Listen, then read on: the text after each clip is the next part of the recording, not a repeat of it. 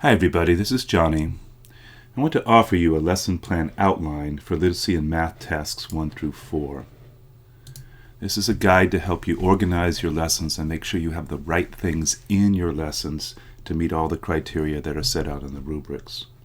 So your lessons should be structured to meet the edTPA criteria. And I want to make clear this is only a model. Your lessons could be organized quite differently and still meet the criteria. So first I'm going to set out what you want in the lesson, and then I'm going to set out an outline for you. This might be what you use as a tool to set out your lessons, organize your lessons, plan your lessons. So let's start with what you want in your lesson. Let's start with respect, rapport, and positive learning environment. You need to show rapport with your students as well as respect for them as learners.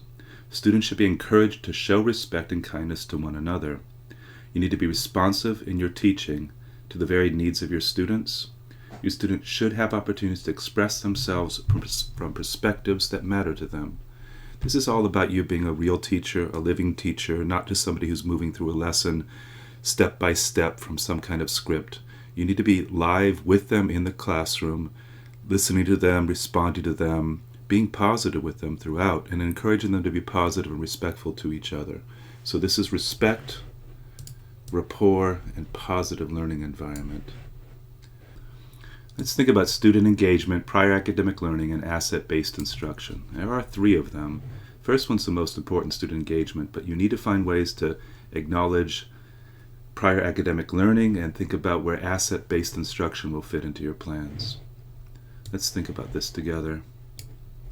You need to have a significant portion of each lesson having students engaged in the language or math activity that is the focus of the task.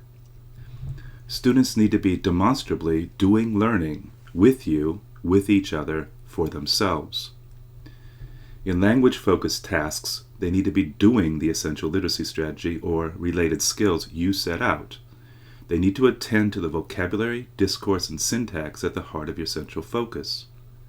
For math, they need to be doing math that involves big ideas, concepts, that has them doing problem solving, as well as computation. You should begin your lesson by connecting to what students have already learned, their prior academic knowledge. You should plan in your lessons connections to students' interests and culture, making the content relevant to students and making it matter to them. Let's think about eliciting and building on. This is straight from the rubrics. In your lessons, plan for times where you talk with your students about what they are learning to hear what they understand, are not sure about, and want to know more about. This can be during the modeling, during their work for themselves, and would be especially worthwhile in your lesson closure. Be ready to follow up or build on what students tell or show you with questions or prompts that ask students to take their understanding deeper, further. This means asking questions that are more than right or wrong answers. Do you know this questions? Instead, ask questions that open up ideas and respect that your students are thinking people with ideas worth growing and developing. You can think of the eliciting and building on as part of your teaching conversation with students and as part of the ongoing feedback you offer students. So in your planning, you need to set up times where you're going to listen to kids, you're going to ask them questions, and then you're going to also anticipate working from what they offer you to go a little deeper with their learning. Let's think about modeling and practicing. You need to model the essential literacy strategy and related skills. This can be explicit instruction, showing and telling. It would be better if you mix this with involving students, prompting them, asking questions, and having them show you what they are learning while you do the modeling.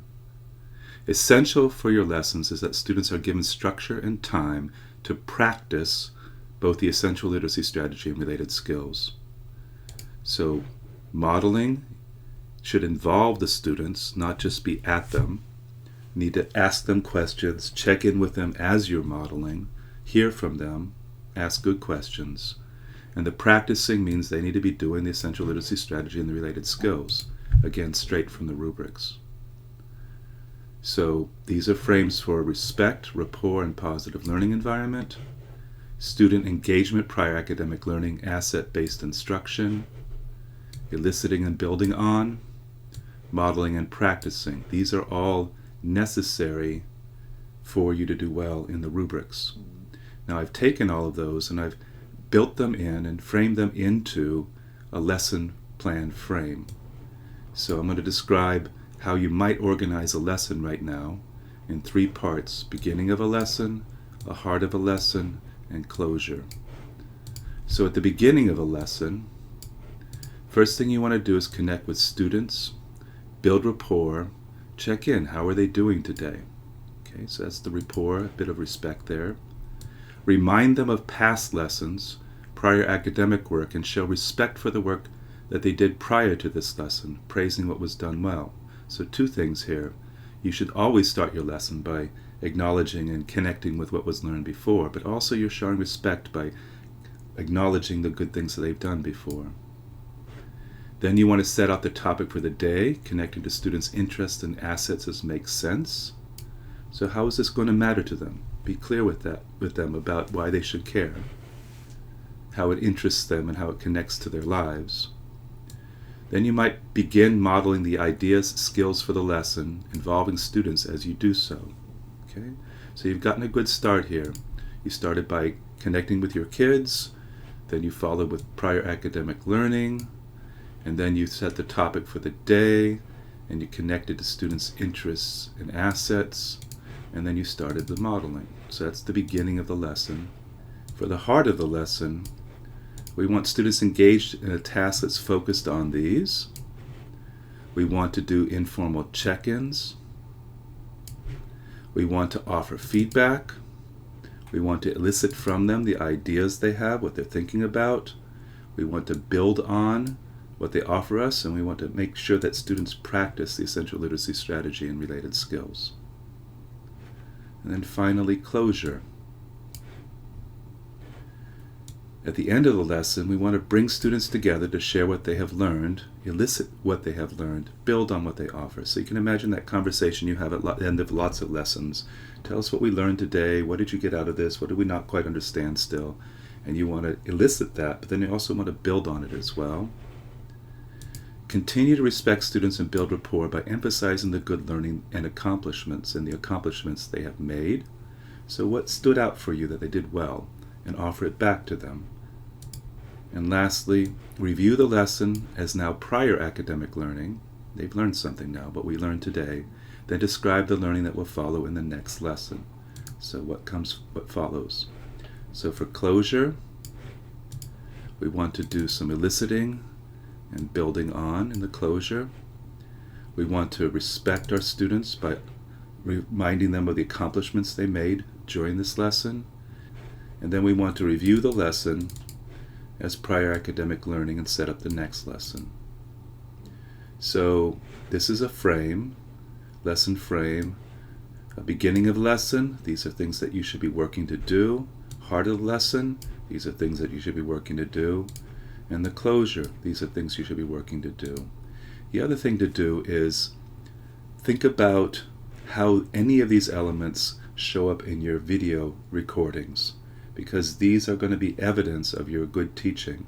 So think about these as markers for your video recording. If you use this lesson frame, you will surely have the video elements that you need to meet the rubric requirements. So this is the lesson plan outline for literacy and math tasks 1 through 4.